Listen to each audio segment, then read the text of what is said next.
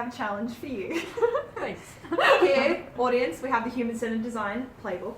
And Kim, I want you to give me one tip from anything on this playbook.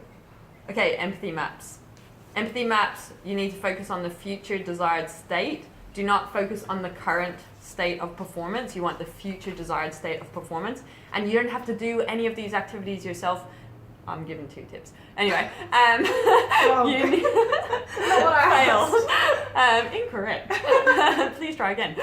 So I'm going to continue. Anyway, involve your stakeholders in it. You don't have to have all the answers. People around you have the answers. Involve them in your empathy maps or any activities that you do.